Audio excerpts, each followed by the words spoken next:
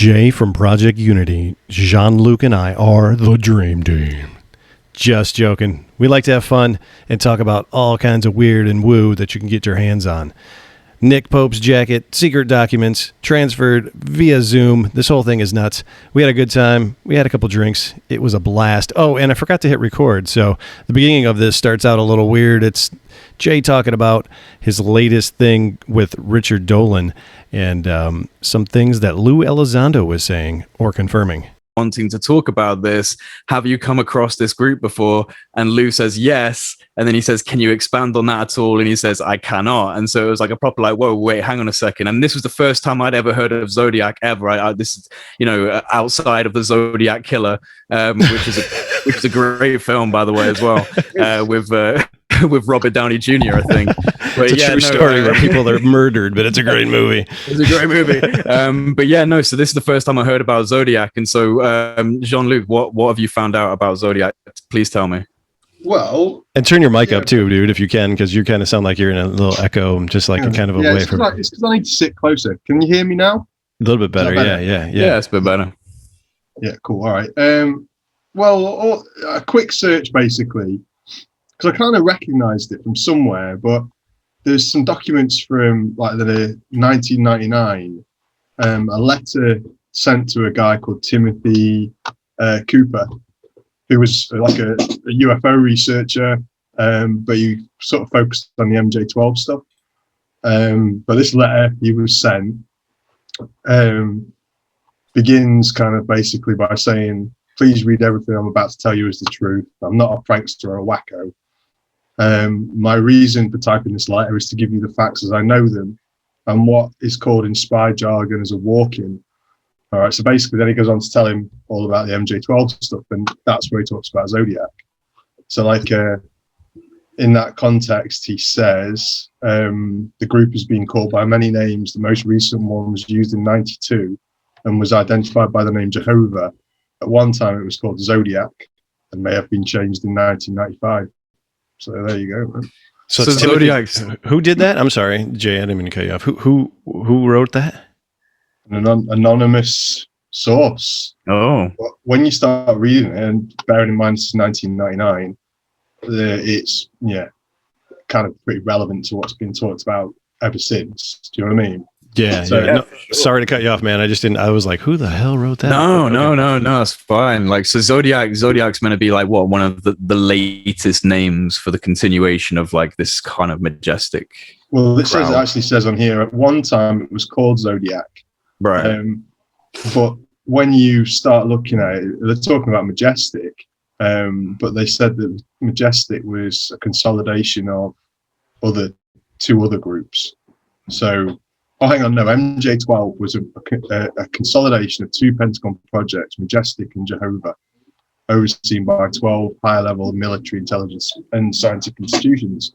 What it goes on to talk about more about is kind of the fact that it's nuclear strike stuff and EBE deceptions and the Eisenhower stuff and all that. It's pretty wild. Like, right. Have you seen it yet? Or? No. Mm-mm. All right. I'll send it to you, man. Yeah. Send it over. Yeah. It's interesting. I mean, I guess you just need to have a read through because it's the only thing I found online. Now, the only thing I did find when I started to look into it was Timothy Cooper wrote a book, co-authored a book with Rick Doty. Okay, yeah. So that'll send some alarm bells ringing for people already, for sure. So the book was called Exempt from Disclosure, The Disturbing Case About the UFO Cover-Up. And it was written by Robert M. Collins and Richard C. Doty with Tim Cooper as a contributing writer. So I'm guessing it was maybe one of these two guys that was the contact. Yeah, must have been, right? It probably must have been like Doty or someone. Yeah. Giving him this... the fact that there's a book written by Richard C. Doty. Yeah. And then a letter. Yeah. Oh, man. Okay. But the fact that this conversation was had and some credence was given to it, and strange. Well, yeah, no, to be fair, I mean, this book was written when? That book, well, that letter was received in 1999. Right. So a while back, and you know, Lou Elizondo genuinely did acknowledge the existence of a group called Zodiac. So it does kind of lend credence to what's being stated in this much older letter. So you know, I'll give them points for that at least. Oh, mate, it's big points. I mean, yeah. I mean, who am I to say? I mean, I know that Rick Doty, his reputation is poor. Let's say. Well, he's been given a pretty rough ride through the UFO community. Although people seem to blame him for stuff that he's not necessarily responsible for. People get the story mixed up with Doty a little bit, but people, you know, he's a counterintelligence officer, so that's immediately the red flag for everyone, really, isn't it? You know who else is a counterintelligence officer? Lou Elizondo. That's it, Lou Elizondo. Yeah, I know, and that's why. But this is why we should always like kind of challenge what's coming out in terms of the narrative. Like the cool thing about Lou is that I've noticed that he's not like the things that he's saying can be backed up by what's going on, like the U.S. Navy testimony and you know the data and the radar returns and all that kind of stuff that we're seeing coming out into the Senate. So that's kind of the interesting difference. Is he's not coming out and saying incredibly extravagant things that he's then not backing up. Well, yeah, no, for real, he's not saying those type of stuff. But you should always, like, the way that I've kind of packaged this recently and the way that I genuinely believe to be the best way for me personally is that we should support people like Lou and Chris and people that are trying to push this forward, but we should consistently challenge the narrative. You know, you can support transparency, but you can challenge the narrative when you know it goes deeper than what's being currently said. So I kind of think they want us to do that, and to a certain extent, because, you know, they've got these non-disclosure agreements. They can't actually go that far down the line without breaking or breaching those agreements. They probably want people like us to kind of go, hey, there's way more going on here. It goes deeper than even what they're saying, because they can't say it themselves. So, you know, that's kind of the difference I see with Lou. But I still think that we should just challenge the narrative that's coming out. You know what I mean? Hell yeah. Yeah. Everything has to be. I mean, I don't know these people. Yeah, for sure. You know, I don't know what's in their hearts. What I do know is that if you're a counterintelligence agent, you're pretty good at playing people. Yeah, no doubt. But at the same time, you might be an absolute legend who's coming clean and is being like honest and decent, and that's a great narrative too, man. So you decide what you want to choose. I mean, look at the history of ufology and disinformation, counterintelligence, infiltrating groups. Riddled with it. Riddled with it. Riddled. From the very beginning, from like day one. By design. Yeah. Mm-hmm. Yeah. So like, and a lot of these people who seem to be the champions and then the demons of it usually are these same groups. I mean, to be honest, the entire narrative, apart from experiences, is pretty much driven by American counterintelligence and ex-military operatives, you know, like there's no one else writing about anything about the military and that kind of world of aliens. It's not how it is. Like in the UK, that's not how it is. In France, it's not how it is. Like it's only America that's like that. You know what I mean? Yeah, but no, you go. But why do we have why does America have like the stranglehold on all of this? That's what I keep getting at. I mean, like at what point did the US go, hey, the rest of the world, just shut up? You guys you're not doing yourselves any favor or repercussions, right? I mean, does it get to the point where that's a thing? Did the US go and just like strong arm everybody and go, hey, yeah, you're not going to talk about any of this shit. We're going to manage the whole thing, and they're going to go along with it. I mean, you got to think at some point, one of these countries is going to be like, no, fuck you. You know what I mean? Well, sorry, go on, John. Well, I suppose that takes you down, you know, the same route that people don't like, which is it's a bigger conspiracy than you think, and it's linked into lots of different things. Yeah. I mean, like if there's a secret alien intelligence that's being given people the answers to mysteries and ultimate power and all these things, people keep secrets. And the reason they keep secrets isn't for the benefit of humanity. It's usually for the benefit of themselves. Let's face it, man. Like, I mean, if America, I mean, the real conspiracy of it, if this is the truth, is that if there's been knowledge of this stuff and in terms of them harnessing power, 0 point energies and that sort of thing, and knowing about it, let's say best case scenario, they've known about that for 50 years. All right, it's a lot longer, I'm guessing. Mm-hmm. But let's say it's 50 years. That's 50 years where we've still been poisoning the planet and still having wars for oil and still just all the bad shit that happens. Like everything that's bad about this world is basically usually around who's going to get the resources, who can get that territory, dig that hole and get that black gold out. Yeah. Like, and then, you know, so you have wars created and reasons to go into these places, weapons of mass destruction, really just take control. So the reality is, you think about the pain and the heartbreak and the amount of people that, especially in America, the people that have died, troops fighting for that sort of stuff. If the American military or some group in America or anywhere in the world have got technology that could have stopped all of that. So he's got some explaining to do then, right? At that point. Exactly. But it's interesting that they're opening the lid though, right? I mean, and also the fact that I think what's really interesting, and what you brought this up right at the beginning of this, John, is that, you know, everyone knows that it's kind of America's thing that they're keeping a secret. Like everyone can acknowledge that the phenomenon is a global issue, that it's happening all over the place. But when it comes to the kind of whole secret keeping, reverse engineering, Area 51, it's all this kind of like American folklore. And I find that really quite interesting. And it seems to me, because, you know, we have incidents over here, we have plenty of cases, and we have a very capable intelligence and defense and military infrastructure, not too dissimilar to your own, except for the sheer size of it. The capabilities of our intelligence gathering and our senses are it's the same as America's. Yeah. So like, it's interesting that you guys are kind of like, it's this weird thing of you're keeping it secret, but you're also making it known that you're keeping it secret. Whereas in Britain, for example, we just don't say anything. The Ministry of Defense just doesn't say a word about it. Whereas you guys have leaks and whistleblowers and people coming out of programs. And it's just really, it's interesting that it's so much of an American phenomenon in that regard. Well, in Canada is the same way. So, yeah. Sorry. Yeah, it is.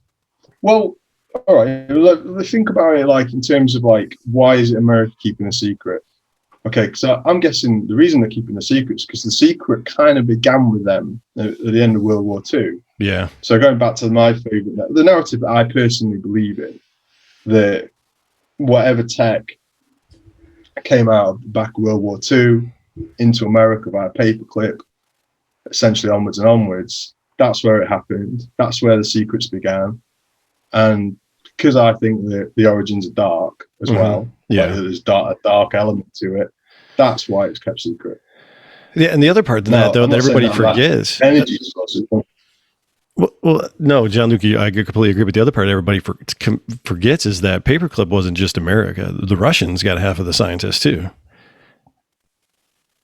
Yeah, and there it's completely known now. It was hidden up until at least the 90s, even, that during all of the space race in the shuttle program, that the paperclip scientists were completely allowed to talk to the Germans that were in Russia at the time, and they collaborated on all of the shit. That's why if you look at this thing, this is a buddy made this 3D model. This is the Russian space shuttle. I can't remember the name of it right now. It's escaping me. But this is like legit. This looks like the American space shuttle, right? But it's the Russian version. It only flew one time, but it's the same fucking thing. You know what I mean? Because they have complete access to the Russians were talking, you know, and they were all Germans, but they were in Russia, and the Germans were in America, and they were just talking to each other the whole time. So they built the same damn thing because that's the same thing. So we forget that if that shit's going on in America, you know damn well that shit's going on in Russia at the same time. Well, I think that, you know, also, suddenly, well, I suppose we've always kept secrets from other nations. Oh, yeah. But nowadays, secrecy is huge.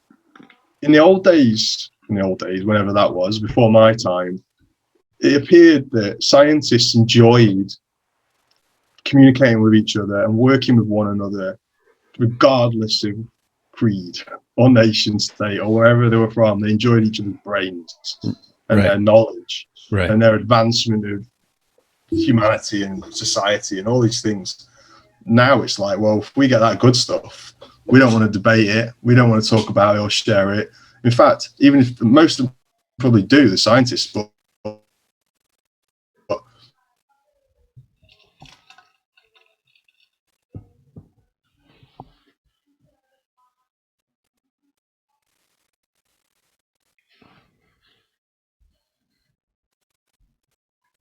they're not allowed to, because the data they require probably involves large amounts of money and investment. The only way you're going to get that is by signing NDA. Well, that's that's literally what so many different kind of whistleblowers and people that have come out of, even if it's not necessarily related directly to UFOs, but have just come out of clandestine research and development programs, have said themselves, like these amazing scientists who say that the main hindrance to actual development and innovation is the fact that we can't communicate outside of this stovepipe, and we can't engage in international, infrastructure of academics, and we're in this tiny little basement trying to make something happen in extreme secrecy.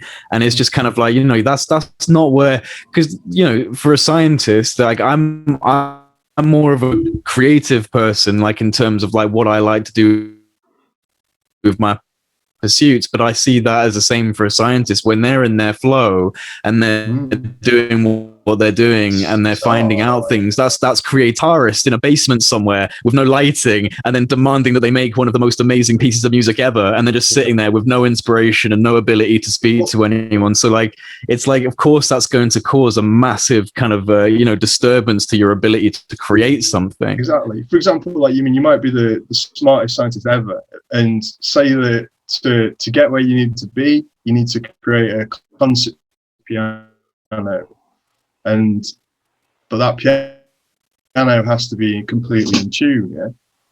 And the scientist can only afford the cheapest concert piano, and he's let's say that the piece of music he's composing, as opposed to the scientist, this is how I think, is beautiful, and if it was finished and it was played on the right instrument, and the depth of the notes was perfect, and now convert that to science. That's like the guy who's got the shit stuff and the guy who suddenly gets working at CERN, or he gets paid to work for the Department of Defense, or whoever it may be, like, so.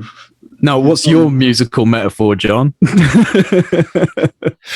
Well, we're all DJs, right? So I think all of it is like, how you beat mix records and you do mashups and stuff. So you take an instrumental record, it's just the vocals, and you take the just the instrumental music, right? And you can create new songs. You just do it in the club all the time. You just beat mix it up, just spin it in there. And people are like, wait a minute, I know that beat, but those aren't the words. What is that? I like it. Yeah. And then you take a third record and dump it in there and scratch that in, and everybody loses their mind. I think that's what you guys don't talk. That's what we need. I think that's what we need. That's why I like hip hop so much, because like hip hop DJ production, because everything, if you like music and the history of music, especially like funk and soul and everything, everything's just samples. So it's like, and like, so I don't know why we get there, but we all love hip hop too. So. Yeah, we do. Yeah, for sure. No, but that's it. I think that's what we need. We need that whole mixture, man. We need somebody to go, yeah, this is cool and this is cool, but until you throw all that stuff together that doesn't normally go together, it's not going to happen. Yeah.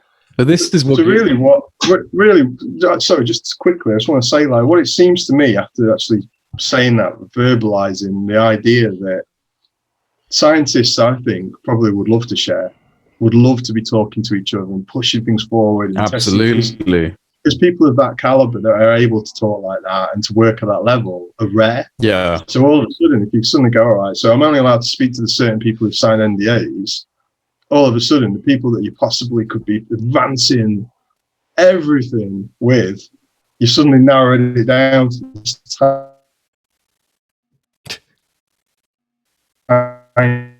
tiny pool of people who've signed the NDA by the American government or the Russian government or whatever it may be. And that's where the breaking of catch-22 for sure, because you need that finance stream, that revenue stream coming in through what is usually a governmental channel, and then that in come the restrictions and the NDAs. So that's one of the problems, the funding. And also, but that's what gives me genuine hope about what's unfolding now. And I'm hoping that the gradual destigmatization of this issue is going to lead to more academic intrigue, which will then develop into programs and initiatives and funding streams and ways in which they can start to develop on this, because people are going once academics are given permission to feel like they can do this without being laughed at, there will be people who jump at the opportunity to figure things out. And I think that once that happens, we're going to be way better off. Oh yeah, well the thing that got me was that Grant Cameron's latest interview of Jacques Vallée and Paolo. Yeah, I still need to listen to that. Yeah. Well, one of the things it's pretty good. And he straight up asked him. He said, "Hey, was this meeting that you guys had at Denny's? Did it really happen?" And Jacques Vallée was like, "Yeah." And I guess there's an infamous meeting where it was like Jacques Vallée, Kit Green, Hal Puthoff, and a bunch of other people that got together in a Denny's and were kind of like, "This is all what's going on. This is what we know." Blah blah blah blah blah. And like had some kind of sit down where they were just discussing, the state of everything from everybody's perspective. And I think that I don't know if that's the invisible college. I don't know if that's the name they give each other themselves or whatever. But like he basically said, yeah, that's true. So to your point, like Jacques Vallée, these guys still get all together in private and go. And he said that in a couple of interviews. Jacques Vallée's like, yeah, we talk to each other. We're scientists. We talk to each other, but we talk. I mean, they're sharing stuff with each other, but not formally or officially. But right, we need to get everyone listening needs to disperse out to every Denny's that they can locate, and we'll just pitch out there for a while and see what comes up. Staking out Denny's for Jacques Vallée. Staking out Denny's. Do a nationwide stakeout of Denny's, the entire establishment, and this is where clandestine information is passed through. It's all going through Denny's. All of it. Like, have you noticed how they've all got really good like heads of hair as well? For quite the older fellas, like Hal Puthoff, he's got a really good head. Have you got hair jealousy? I have, man. It's really annoying. Like, it's like, God, for God's sake. But I noticed that. I don't know if it was maybe something. Maybe they're all toupees and we just don't know about it. A stiff breeze. If they were all out in a park together and a stiff breeze hit them, just reveal. Then what happened?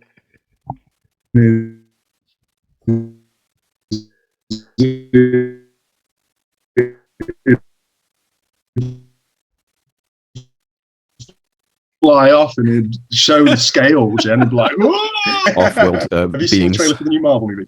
What what's it called? The Eternals. Yeah, I know. I was like, what the hell? This is like the Anunnaki. This is the Book of Enoch. But then it's kind of like the whole bit where it's like, we showed them how to advance, but we've never wanted to interfere, but we've always been there. And it has the little montage going through. Yeah. And then we just had obviously their WandaVision thing on with the whole quantum universe, and then the Babylon, basically, like the lady and all that stuff, man. And the big UFO on the top of the thing flies in. The question is, are Marvel complicit in the disclosure effort, or is this just a consciousness thing that's happening where people are being inspired to put things like this out there into the field? Like, what do you think? Are they serving is someone within Marvel being told to do this, or is it just happening out of inspiration? Forever the conspiracy theorist up there, like, no, this goes all the way to the top, man. Disney. Well, it was Disney had his hands in. For sure, bro. Yeah, for sure. What I find interesting is like Captain America, and like when you watch the first Captain America movie, and if you read the old comics and stuff, man, that whole thing, Nazi experimentation, right, the occult experimentation. Yeah, the occult. It's all there. Yeah, like let's take the weakling and then use our transhumanist powers and weird medication and turn him into a mighty Avenger. So yeah, do you know what I mean? It's the whole thing. It's like it's transhumanism and like building the better man, the bigger man, which essentially, the Nazis were right into that. But who's into it now? Elon Musk. Oh, sneaky Elon. Well, let's say like colonizing Mars with a perfect race of eugenically created super Elons. Yeah. You've nailed it. just a bunch of Elon clones living on Mars, just millions of them. It's the most terrifying thing. I'm doing great. How are you, Elon? Yeah, they're all just talking to each other like Elon. Oh my god. Puff on the join Elon, yeah, why not? There's just one Joe Rogan, dispersed in there, just wandering around, trying to figure it all out. Well, the thing with Mars is like the Chinese lander landed last week, and nobody said anything. Yeah. Everybody was just like, okay, cool, and it like they popped out a couple pictures, but like some of the pictures they took like on approach were like really like detailed and like, very beautiful, like, like amazing 4K pictures of whatever. And this thing lands, they're like, okay, cool. But China's all about that anyways. They got a couple of things rolling around on the moon that they don't, every once in a while, like, we ran into some goo. We don't know what it is. It's like, goo, what the fuck? I love how didn't we draw a dick in the sand? Yeah. The rover. Like I saw there was a photo that looked like we'd drawn like a big dick in the sand with the I was like, wow, that's America. Well, the thing with that is this, like, I was thinking that this whole race up to disclosure would probably be like, well, there's rogue countries, China, that are going to go land on some of this stuff, and they're not going to sit. I don't know if they'll sit there and play by America's rules. If America's just playing by my stupid theory, if America does strong arm or financially, or go, we'll give you a little bit of the tech or whatever to shut up, and China like, just goes, look, we found a monument on Mars, about 7 miles high, and look, it's all written in Chinese. They're going to come up with some shit like that, right? I really do wonder, like, because again.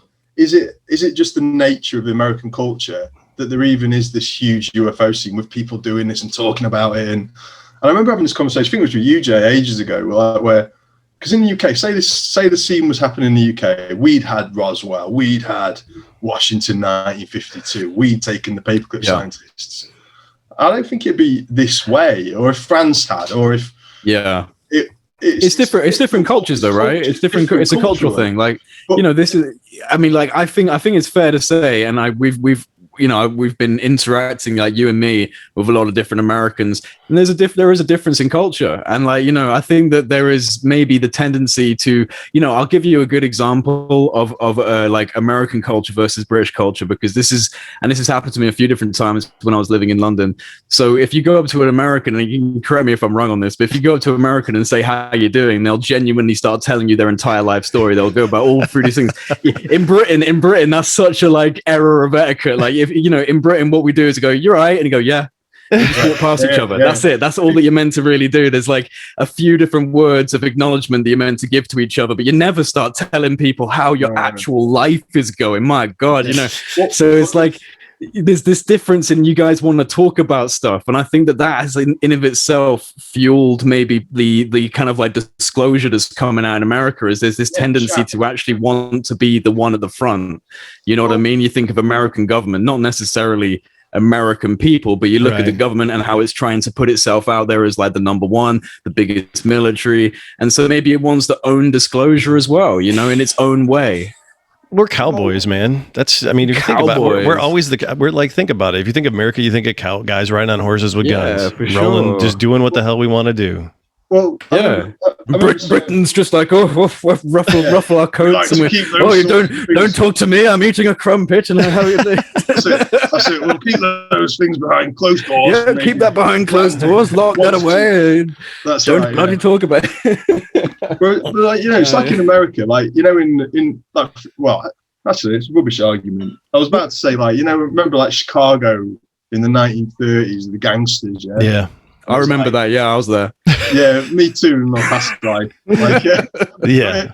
It was like, you see the movies and stuff, and it's the newspaper spinning. It's like Al Capone. Yeah. He's free again, and Al Capone kills, but he gets out, and he's always free, but he's always in the newspaper. Right. And like, see Al Capone parading down the street with his crew. I'm Al Capone, smoking a big cigar, and gangsters being gangsters and being celebrated for being gangsters.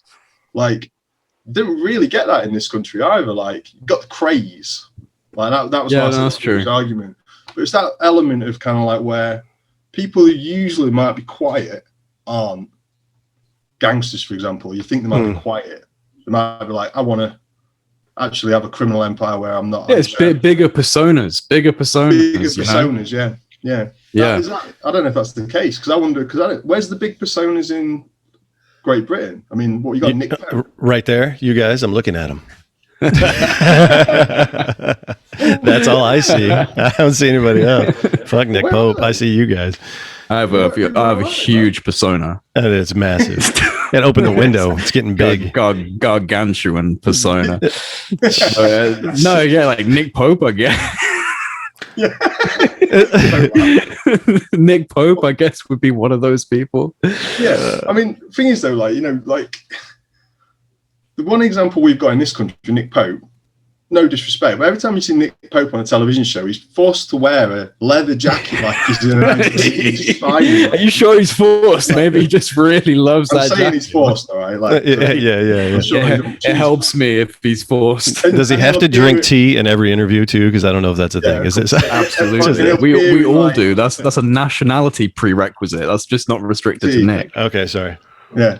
Chin chin. Tea before each and every encounter and communication. Yeah. But it's kind of like so the only representative that I can see in terms of that has to fulfill a TV kind of persona role, like appear in filtered lighting in a car park looking like he's sharing documents. Yeah, for sure. It's come on, yeah.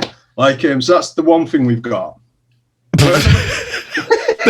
I'm sorry, I'm not laughing. I am laughing. That's our one horse in the race is this leather jacket wearing motherfucker. You haven't seen Lou Elizondo put on a fucking wetsuit yet, so I don't know what the hell. Have you seen this thing? Is there footage? Yeah, there's this thing that's coming out tonight or tomorrow, the 26th, of Lou Elizondo diving off the coast of Catalina Island with, I don't remember who. It's on the Travel Channel or some shit. Like, I was like, I didn't even know anything about this, but like, you see him squeeze into a fucking diving suit. I'm like, oh, that's great. What the fuck? That's a legit thing. We're gonna put it up here. He's just like, I bet it looks like Captain Incredible. You know, the Incredibles. No, I think there's a lot of cleavage in it for a wetsuit. I think it's like this. But I'm like, what the fuck is Lou Elizondo doing in a wetsuit, man? They're diving. He's diving down and finding the secrets, John. It's Catalina Island. Like, I don't even know. Nobody's talking about this shit. It's coming out. It's on like the History Channel or something. There is something there for sure. For sure, there's something going on there. I don't know what it is. It's a fucking portal. We all know that. Yeah, it's probably some sort of basically it's a portal. Yes. Yeah, it's a fucking portal. Serious. Standard portal. Standard portal. I mean, I went to the woods with a bunch of Rosicrucians. I opened a fucking portal. I know. Yeah. Well, you said that you guys had like a circle of blue sky around your little encampment, right? It was fucking weird. There's the second night we did some CE5 the second night for sure. Well, the first day we got, they were all hanging out. I'm like, hey guys, I'm trying to talk them up. I'm like, look, we're gonna do. There's only 8 of us, right? I'm like, this is what we're gonna do. We're gonna do this, and everybody's cool. They're like, yep. And somebody's like, John, and we like, there's this deck, 2-story deck that runs this cabin, and we looked outside. All of us ran out there, and there's this white orb just fucking flying. Oh. Like, yeah. And one of the guys is, one of our fratters or brother is a pilot. And he's like, that's not a plane. That's not a satellite. That's not it. And I'm like pulling the trackers out, trying to see what it is. And we're going, what the fuck? And it was just cruising, man. Just broad daylight. Nice. I was like, have those guys ever seen anything like that before? Nah, my buddy that's a pilot has seen some things that he's unexplained things. But a couple of the guys, maybe, here and there. But like after that weekend, I mean, we saw, I got one of those Psionics cameras. I bought one of those finally, the night color night vision, and man, we saw some really cool stuff. Orange orbs, like, wow. The same other thing. Like, hey, that's not a plane, that's not a satellite. We got everything out. We're like, what is that thing? It shouldn't stop, and then just keep going and move another direction. And then it was funny. I was just handing the thing around, and another one of our brothers, he's like, oh, these are cool. He's like, hey, what's that? And like, he's following this orb that just stops and takes a right turn and goes another way, and then another one shoots in, and he's like, that's cool. What's that? None of this I found out until I got home, and then like started looking at the footage. Actually the orange orb we did see, it was pretty weird. But second night, the whole portal thing was crazy because it was so cloudy. It was our last night there, and you couldn't see anything. And then we look up, and one of the guys goes, hey man, there's a perfect circle above our house of no clouds. And I'm like, what? So we look around, and like the whole entire sky is cloudy except for this giant circle right above our house. Yeah. 0 clouds, and they would not come in. You see the clouds come and just like go right around it. Wow. So we were meditating and hanging out. I don't know what happened. But it's exciting though, man. Like, it's pretty rad. I want us, and like, it'll be difficult to get you, John, but at some point, but Jean, we should do this for sure. So I found out recently, I used to live in North Wales, and I used to live on the side of a mountain called Molfamau. So that's spelled, for anyone who wants to look it up, Moelfamau. Yeah, I'm pretty sure that's how it's spelled. Because that's how you spell Mulvanni. Well, Welsh is a weird language. Okay. Mulvanni, that's how you spell it. Okay. And so, like, on top of Mulvanni, there is a structure that has been built. It was built for like the Golden Jubilee, and it's a Neo-Egyptian monolith that's built on top of the mountain that I only recently discovered happens to directly coincide with one of our ley lines. Ooh. So there's a ley line going directly through the tallest mountain in the Clwydian Range in North Wales, which has a Neo-Egyptian monolith on top, like this structure on top of it. So we should probably sit on top of that and meditate, and then fire a beam of pure light energy into the universe. You know what I mean? Through that structure. We'll reach our Samadhi state. And communicate with the Lemurians. Let's do it. All right, we'll sort that out. We'll do that. I want to take you to my spot as well. Yes, Stanton on the Wold, famous British UFO standing stone area. Nice. All of the UFO, well, all of them. Some people go out there and camp and try and find UFOs. So I'll take that, man. That's we should do a road. We need to do a road trip. I'm sorry to make you jealous here, John. I'd love to have you there as well. We're gonna all meet up at some point. That is for sure. Yeah, no doubt about that. Yeah, that's definitely gonna happen. Nick Hinton came over last weekend. Yeah. Holy cow, man! Yeah, how was that? Good. Yeah, we were up to like 3. Yeah, we got hammered. Nick was double fisting it. I don't care. I'm going to call it. I'm just going to say it. Nick was just. I just couldn't keep up, man. I'm just sitting there like. Yeah. He was just talking, and it was cool because my wife hung out for a little bit. My wife was hanging out, and she was just like. I'm like, tell her about what happened when you went to Chris Bledsoe's house. He's like, okay, you want me to tell the whole story? I'm like, yeah. So she's just sitting there going, what? I'm like, yeah, he was there. This is what I've been trying to tell you. Yeah. She's like, I didn't know it was like that. I'm like, well, so it comes from him. It's different.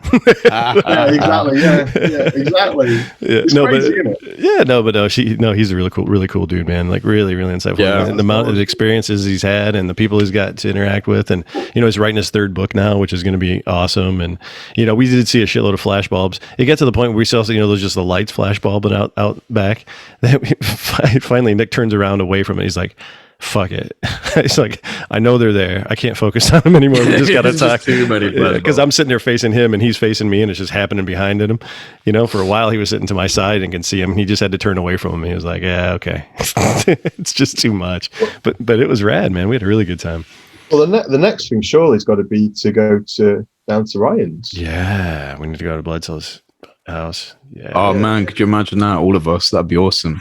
Yeah, Ryan, just ask your dad or your mate. Like, we're gonna pop down. Yeah, I'm sure it'd be cool. I'm sure it'd be cool. It won't cause any trouble.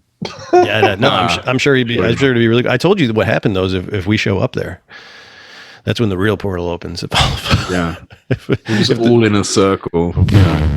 Oh, like a Hathor comes out from below, the lady comes from the top. I've been watching Twin Peaks again, and it's all that, isn't it? Like, it just makes me think so much about everything that's happening now. It's like, David Lynch, please just come on and tell us the truth. Yeah. He does a thing. Have you seen his YouTube channel? David Lynch does like the number of the day. He has a ball, like a jar full of balls. He takes him up. He's like, today's number is 6. Yeah. So he does the weather forecast as well. Yeah. Yeah, he does the weather. It's like he's just like reading it from his house. He's like, it's going to be cloudy and 72 today, and that's it. He's like, have a good day. Have a good day. Yeah, I love it. He's such a legend. Yeah, man, it's awesome. I'll tell you one thing though, because I've been reading a lot. Reading some of the secret background stuff of Twin Peaks, which gives you some little. Well, Mark Frost, the writer, is obviously an absolute next level UFO buff and Illuminati Freemason kind of dude. Like, he knows everything. His knowledge is incredible. So like, the book, The Secret History of Twin Peaks, just basically starts in 18-something with Freemasonic stuff going down. And it's kind of like winds all of the kind of a lot of true history into possible history into Twin Peaks lore. Yeah. But it's got whole sections In fact, the entire book is essentially kind of like the Twin Peaks version of Alien Disclosure. It takes you through Roswell, it takes you through Jack Parsons and JPL, it takes you through everything. Yeah, Blue Book. Like prior to that, like the kind of the occult stuff. So where I was going with that was, the Jack Parsons part. Obviously, I found it interesting.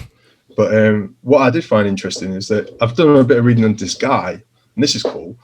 I've known about him for a long time, but I only properly sort of tried to investigate a bit more. But his name's Mead Lane. Have you heard that name before? I have, but I'm not sure what the context is now. Well, in the 40s, like the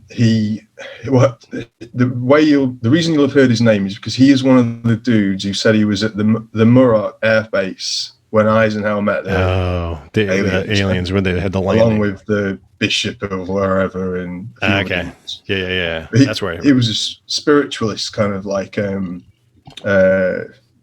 esoteric spiritualist kind of dude. Wasn't he military though as well, or not? Am I mistaken that or not? Well, I don't know if he was military, but what I did find out about him, right, is because he wrote a book called The Ether Ship Mystery.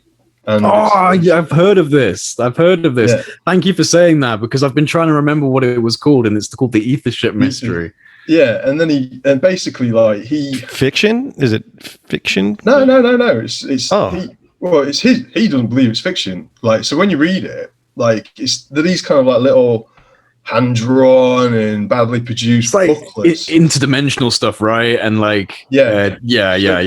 So he's one of these guys. So when you think about stuff like the Nine and all that, like was it Andre Purich? I never know how to pronounce that guy's name. You know the one, the Nine, the psychic. Yeah. The Nine. We're talking to the aliens. It's all the rage in like kind of like the 1800s, 60s, and then in America, like the Californians like getting into it, and like down in San Francisco, and then over into San Diego, and Mead, by all accounts, check this out. He actually was OTO, of course, right? Of course, Ordo Templar Orientis, right? Yeah. He was really close friends with Crowley's ex-personal secretary, and he knew Jack Parsons clearly, obviously, because Jack Parsons was OTO. I found a newspaper article, man. Like, I haven't put it out there anywhere yet, but it was put out one day before the Roswell crash. Talking about Mead Lane, saying that they want to come, and they're going to come, and they want to try living on Earth. Yeah, Mead Lane. Okay. Yeah, like Mead Lane, like he is one of these dudes who believes that these ships are interdimensional, that they're popping in and out at will. But what he believes in is pretty much, again, like this ultra-terrestrial thing. So it's creatures living in different, called locas, like in the idea of different realities layered on top of each other. Like Earth 1 and Earth 2 and Earth 3 and Earth 4. Vibration. Yeah. So he believed, like a lot of, like Crowley did too, and obviously Parsons, and guessing like that these beings are literally we talk about this vibrational. They're able to change their frequency at times and appear to us. Ding, they're there and they're not. And like the idea that they are able to like coexist with us on a different plane at all times. Yeah. Well, this is the coming into like the novel physics that we're starting to see in quantum theory of like entangled particles and the vibratory, like the oscillatory nature of like the energy that seems to kind of create physical matter.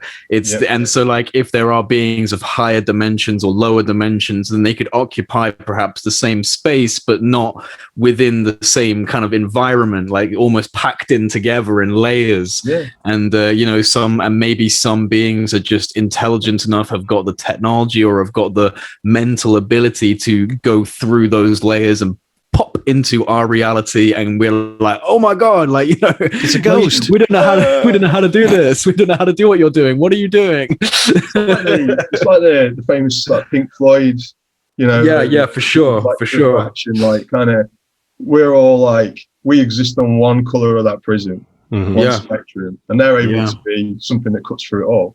Yeah. Any of those spectrums at any time. So that's a really good way, I suppose, looking at the locus and stuff, is saying like, we're sat in red. There's other frequency beings sitting in blue. Yeah. And then you've got dudes right down the far end that can whip between anything they want. Yeah, they can shift their colors and they can change. But when you set up a nuclear bomb, it fucks them up. Well, you see, this is something, this is actually something I wanted to ask you guys, because like, I'm getting told this whole thing of like nuclear bombs and like the atomic bomb slices through dimensions. And a couple of people on Twitter brought up a really good point. And it's that there are explosions happening on magnitudes so much higher than nuclear blasts in space constantly. Like, there's like all of these different naturally occurring like hydrogen explosions. Yeah. And so if our little ant missiles are exploding on Earth and it's tearing through space-time, surely that shit should be like destroying the entire universe. Maybe it's because the explosions you're talking about are supernatural. No, that's not the right word. They're external. They're natural forces, creation. We're the Prometheuses, fucking with the fire. Like, and it's kind of like maybe we're crossing the boundaries. It's this whole sort of like, are we God? Are we trying to become gods? Well, it might be. It could be like we were talking about the locus, like the Earth chapters. Like, maybe that stuff's going on in space. But if you blow up a nuclear bomb on Earth, then Earth 1, 2, 3, 4, 5, 6, 7, they all get this weird blast of energy going through them. So it could be that. And then maybe, when we did that, some version of Earth, which is why people seem to, including intelligence folks, entertain the ultra-terrestrial theory that they're actually here. Maybe we kind of like jolted awake some other very intelligent species on another chapter of Earth 6 or 7 or 8. And they've come flying through like, yo, what the fuck are you doing to the timeline, to the energy? I like that explanation. A lot of experiences and a lot of, the more extraterrestrially minded psychics, the messages they get are usually, please stop killing your planet. Yeah, for sure. Common message, it's like the whole idea, like, even what's going on with the American disclosure stuff going on at the minute is the threat narrative. So these things are affecting nuclear devices and peering over nuclear silos and all that stuff. So the idea is, like what you get fed out really is, we don't know what they're doing, but potentially this is a big threat because they're hanging around nukes. If the other side of it, if you actually looked at the other argument, it was like, you're blowing nukes up, it's totally ruining these guys' lives. Like, maybe the nukes are the problem. Maybe we're the problem. Yeah, maybe just maybe. Crazy thought here, guys. Maybe these megaton death missiles are not the answer. Well, the worry is though, isn't it? Like you put this stuff through Congress. I mean, I'm not going to pretend I know how this stuff works, but it goes through the American government system, the Senate speak about it, goes to Congress and all that. It's probably going to involve at the end of it going, we need more money to build nukes. I hope not. I hope not. What's it going to be? We need to make more money to make a unified world where we can love one another. It's not going to be that, is it? It's going to be like... No, but it might not be. It might be somewhere in the middle of those two extremes of like... Nah, it's America. They're going to be like, give us more money for nukes. If nukes can fuck these things up? No, wait, nukes can fuck these? We need more nukes. If they can fuck them up, we need all the nukes. We need nukes that they can't detect, and then we can nuke them. But that's the thing, is it seems to be the case that they have exercised supreme control over our strategic nuclear capabilities. So, the idea behind that would be, hey, you guys are children with matches. We can take those matches away anytime we damn well please. And if you're gonna torch your entire house of planet Earth, we're gonna take those matches away before you do that. And I have this feeling that, I would imagine that some level of the chain of command, because you think about times where things have been reported, like over nuclear installations, and the chain of command, like the highest chain of command, has been like, yeah, whatever. Like they've kind of shrugged it off. It's the lower down people who are seeing it, going, oh my god, sir, there's a, and the guys kind of like, yeah, okay. It almost makes you think they know okay, look, these things just don't want us to fire the nukes. All right. Yeah. So we've got the nukes. We're not going to fire the nukes, but we can't really tell people we're never going to fire the nukes because then that renders the nukes.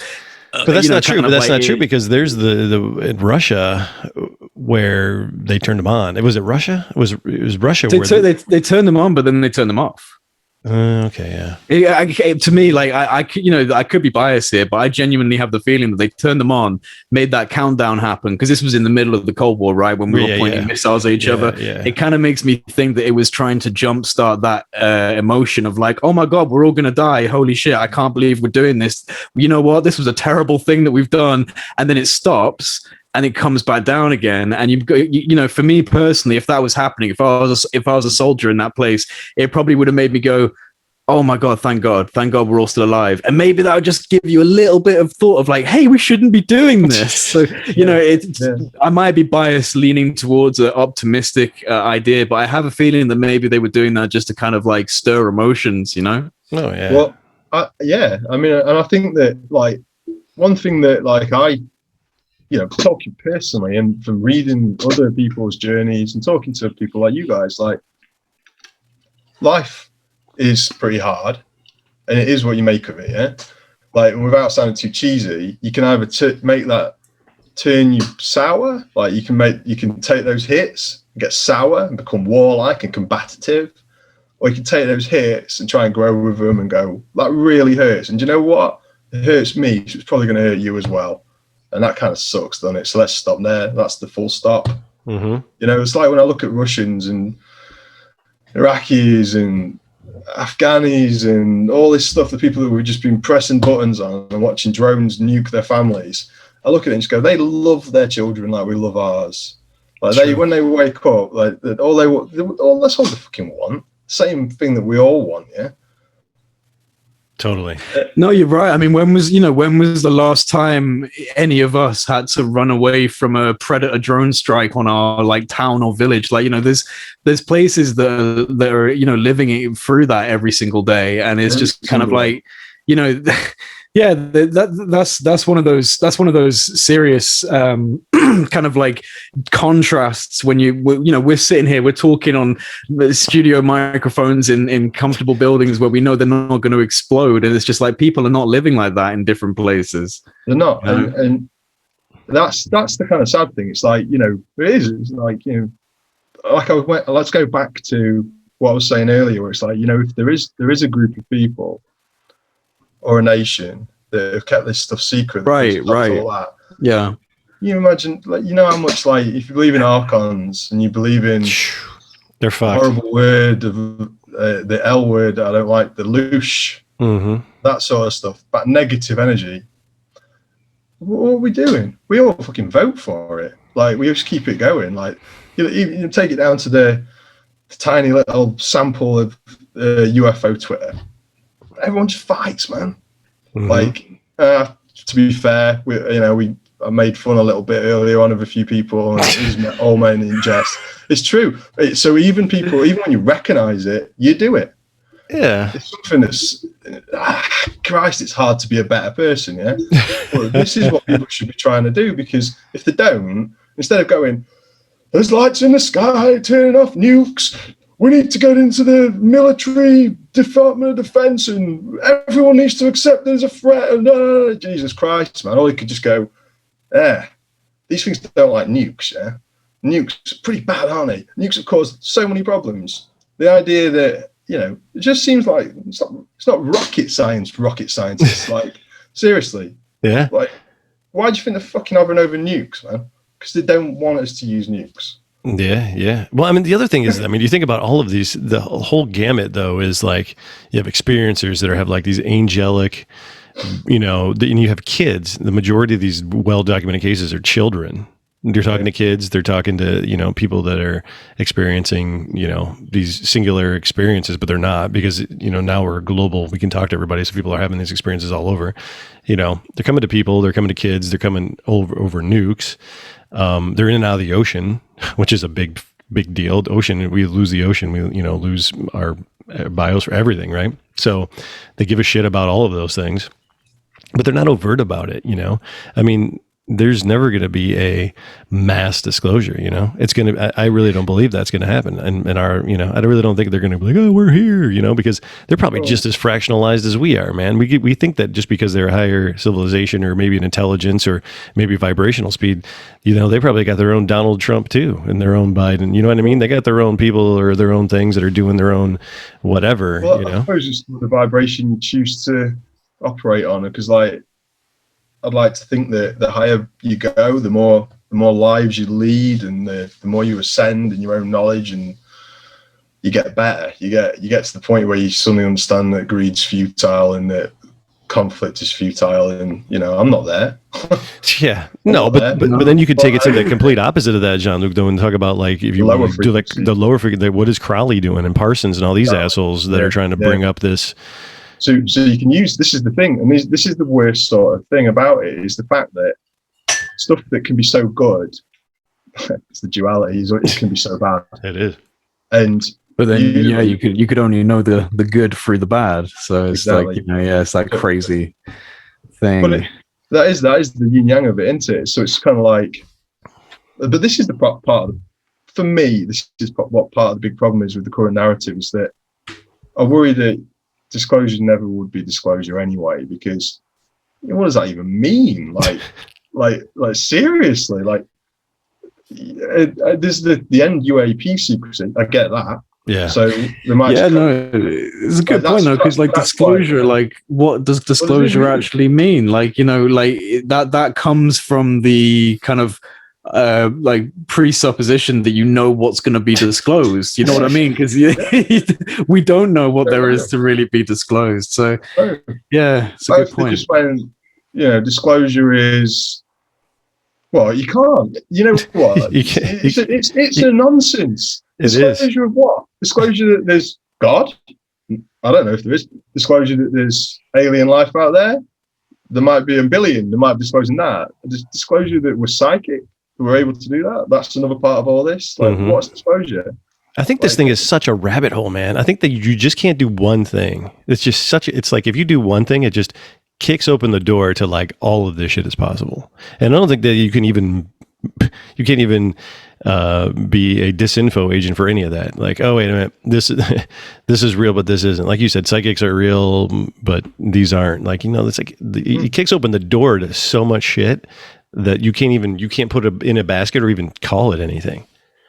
Well, and that's why, like, you know, I guess it's probably screwing with a lot of people's heads in a minute, mainstream scientists in America, because they're faced with a mainstream press that are now actually publicizing this stuff. So they're kind of going like, you know, any open-minded, hopeful scientist would, you go, this is interesting. I'd like to look at this, but of course, you still got the culture of ridicule, so they stop. Unless they've signed their NDAs and they're working for other people doing it and they're doing the good shit. Yeah. I don't know what that good shit is. I've got no idea, but it's secret, so it's exciting. Well, and I think a lot of, and this is, I wanted to bring this up and it's kind of on topic, but off, but a little bit, but like, I think a lot of these people that do know, the scientists or the people that have worked in it or whatever, they go on and they do like they'll do fiction books. Right. Like Chains of the Sea, or, you know what I mean? Or they'll do stuff like, oh, hey, well, I've been a scientist my entire life, but I really like to write science fiction. Bullshit. You're writing about what the stuff is you signed an NDA about that you can't really tell anybody because it's fiction, right? Maybe these guys like to be like that, but I don't know. Like, how many scientists do you know have like that creative streak though? You know what I'm saying?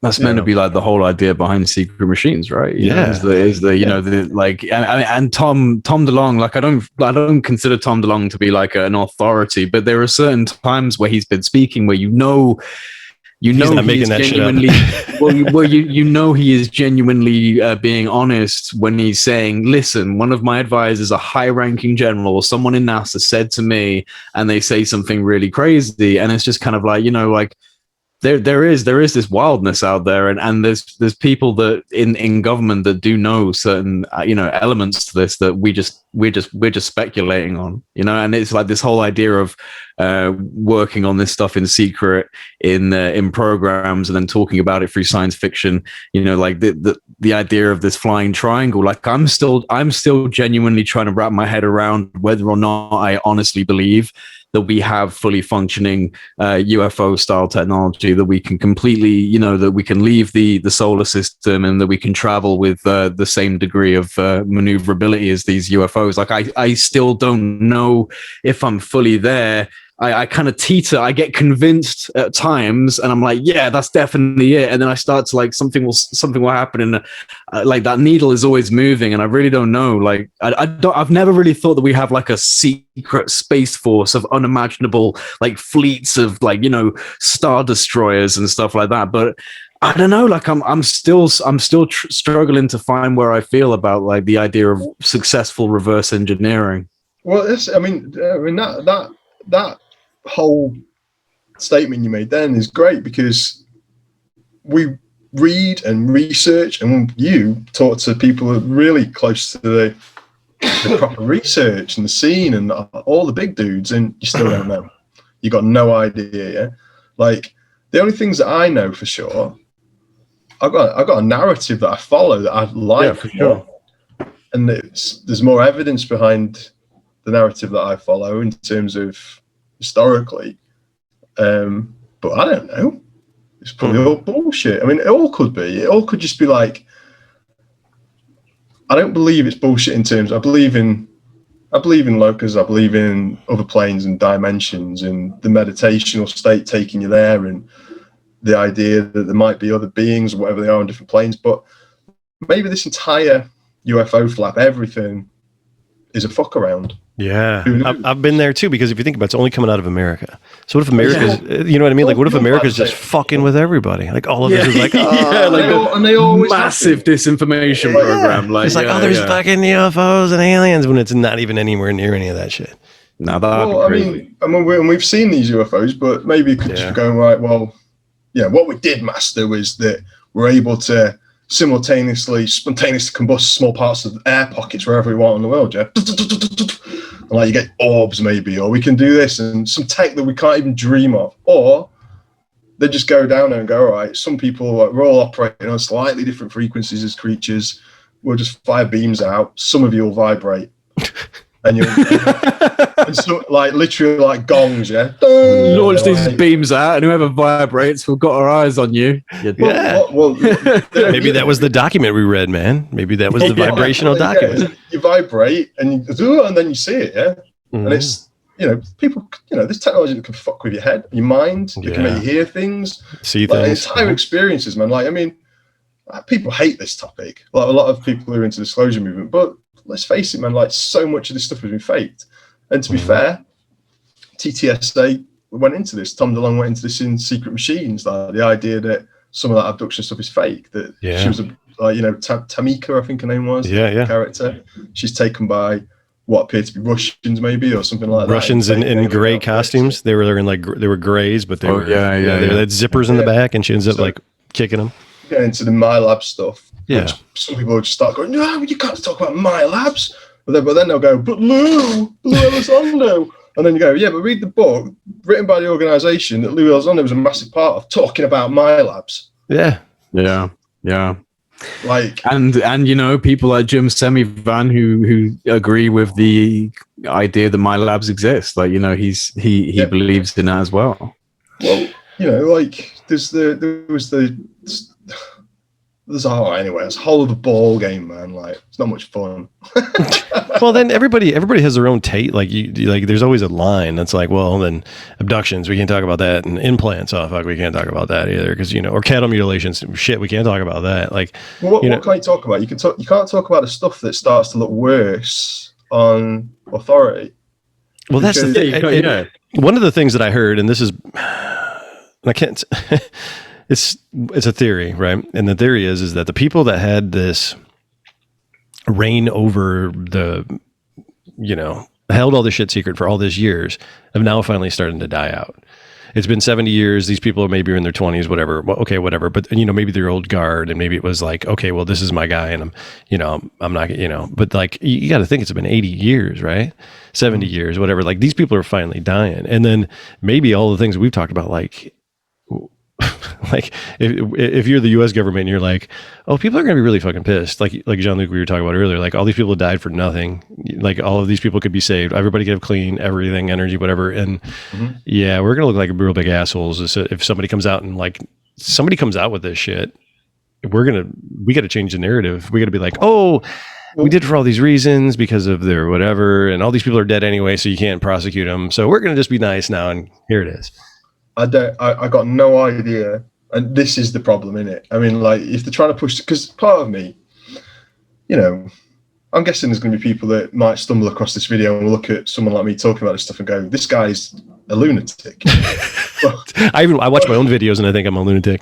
Yeah, well, I do too. I watch these back and I'm like, Jesus Christ, man, like, mum and dad don't see this. I send them to my mom. Yeah. I send them and they don't say anything. My interviews. They don't say anything. They're like, oh. But quite honestly, the older I get and the more I really try and feel my way through this, like kind of more with my soul as opposed to, and my brain, right, as opposed to knee jerk. Oh my God, aliens, yeah, it's gonna happen. Disclosure, oh, can you imagine? It's gonna be amazing. Yeah. Like the more I look at it and just go, this thing's, if it's real, it's spiritual. Like, and there's gonna be people now who goes, it's a madman, but it's spiritual. Like, I think the extraterrestrial situation for me is almost, well, I believe that could be possible too, absolutely. But I think that if we're communicating with them, it's through that and this as opposed to physical visitations, I think that it's ethereal. Yeah. And how do you say that to people who that still fight over religion? Well, I mean, that's an important thing to bring up, though, right? Because I mean, we all none of us here, and a lot of people listening are probably happy with like the way in which the narrative is being presented, especially if you've come from a background of consciousness or spirituality, because you're seeing that there's such a lack of that within the global conversation right now, obviously. Right. But like how do you dump that onto people's heads? Like how do you get, how do you announce to like organized fundamental religions and hey, that there's this other thing that is kind of very much running in contradictory to your dogmas and your religious ideologies, and it's like I honestly I don't envy whoever is keeping a lot of secrets, whoever is like genuinely holding on to these things and trying to figure out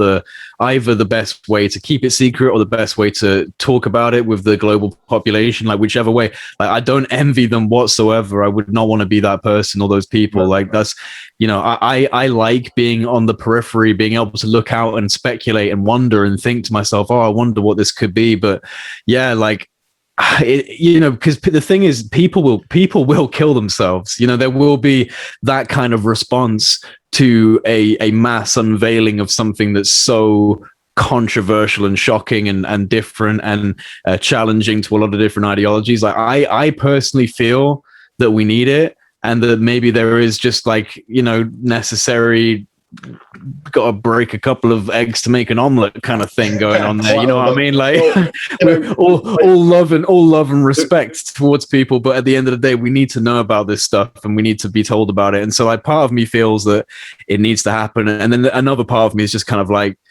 yeah, that's a tough choice to make. That's a really tough choice to make. How you do that.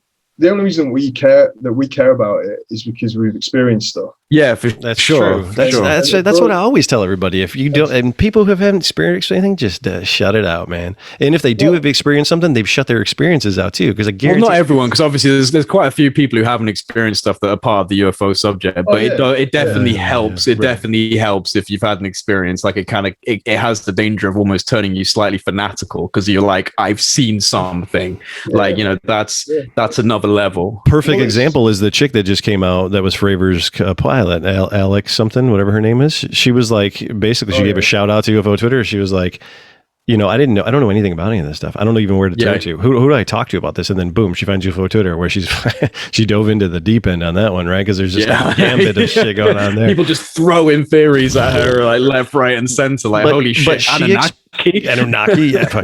So she like experienced something. She's like, we just like, you can't go to the library and ask for the section on what the fuck did I just see? No, for sure. Of course you can't. I mean, I'll tell you what was interesting though, is like on the radio today over here, there's have you heard of a guy called James O'Brien? Have you heard of James O'Brien? He was a journalist over here as well, but he's got a radio show on LBC radio. Oh, okay. Just, daytime politics chit chat, but he's quite left wing and stuff. But he's usually talking about serious stuff. But this it was serious. But basically, he was like, "What makes people believe conspiracies?" All right, and it was about COVID. So he was like, "What makes people?" Today's conspiracy on COVID was, if you've had your jab, you've suddenly become Bluetooth ready. Yeah. Yeah. Just ready. I dropped the mic on that one. Shit. Yeah. I was like so excited. I'm going to test this out. He goes and like, so because there's whole groups of people, like, there's things going around saying that the people who've had their certain company jab, like you put the piece of metal near where the jab site is, it's magnetic and stuff. I've seen that. People putting magnets on it, and there's the magnets sticking to it. Yeah, there's something in there, and like blah blah blah. So then he goes, I want to talk to people. Why do you think that, but why do people out there think this is happening?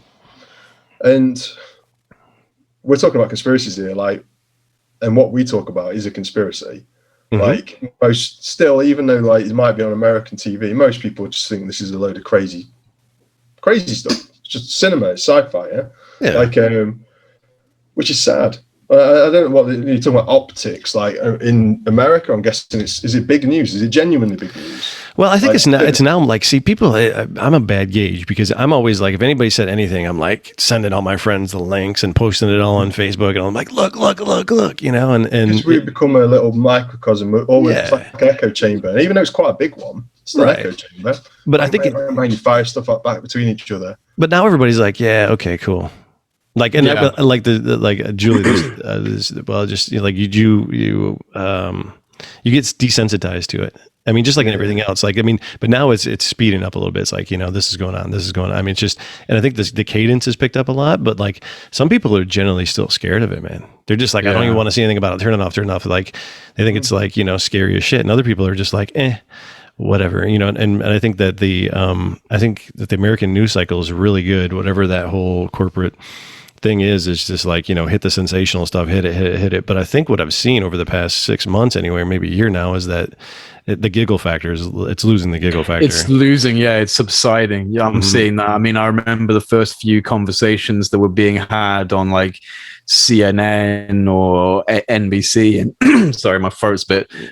So like, on NBC, and you'd have like the X-Files music and all that bullshit, and like it's genuinely subsiding. I mean, the only thing that makes me roll my eyes, I mean, other than the fact that it's happening on Fox anyway, regardless, is the fact that the Fox CGI flying saucer flying through, and like so they're still doing it. There's still that weird knee-jerk reaction, but it's almost like it's necessary to a certain extent, Well, ease people into it. Yeah. Well, Jay, if you ever end up on the news or anything, right, you've got to wear a 80s style spy tie leather jacket.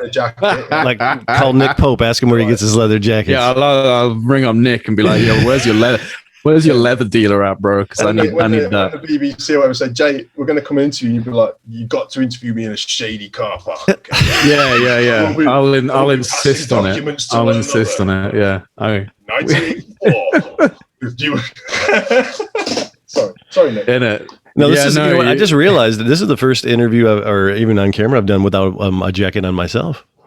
Yeah, you're looking good, man. You look like a character in a Tony Hawk skater game. Like, I feel like I could select you as a character. Yeah. You mean like the one that came out Like the one that Jean-Luc came out with today. That was fucking classic, dude. That thing. I didn't see that. I didn't see that. I've been working for the dark side recently. I've been such a negative bastard. Sorry, No, Mick, he came up with the Mick West fucking thing. It's so awesome. What did you do? Oh, pull it up, man. I'm gonna pull it up just because it's so fucking good. I gotta pull it up. It's so good. Like, and everybody's like, "Who made this?" And I just was like, "Jean-Luc." I'll just creep along in the background. Dude, it's so good. Dude, tell me, you're a fucking genius. I don't care. Yeah, put it up there. You got the. You're the genius around here, John. Shut up, man. You fucking. You should have, man. Dude, the way you do graphics is just legendary. I'm not even joking. Not even joking. Can you pull it up? This? Just put share screen. Yeah, share screen. Yeah. All right. Yeah. Okay. Hang on. Jesus, I'm old. It's so good. It's so good. Share screen. I think he said he needed more, but there it is.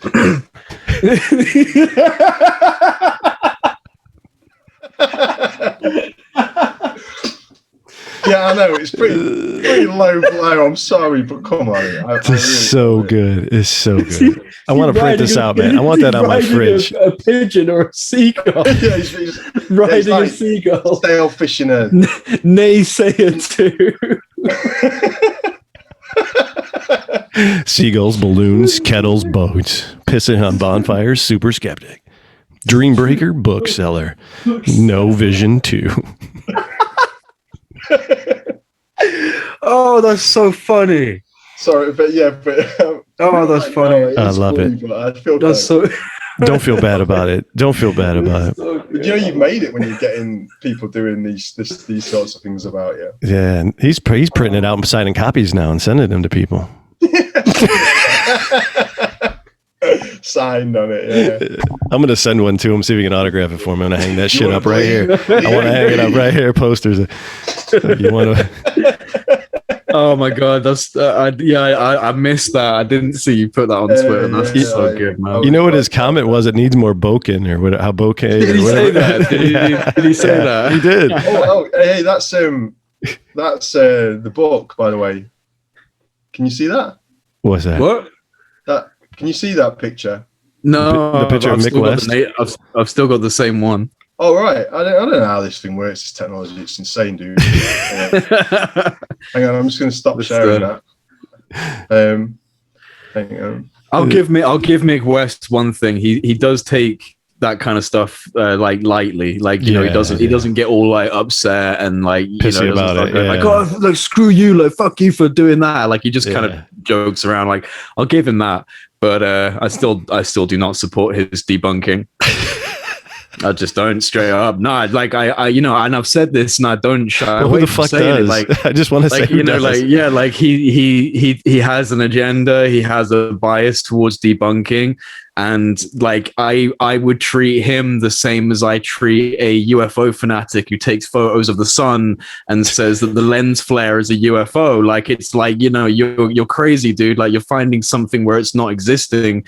And it's the same with Mick West. He's on the opposite polarity. He's an extreme debunker. Everything is generic. Nothing's a UFO. I'm starting from that point in my brain, and I want to continue to reinforce that point in my brain.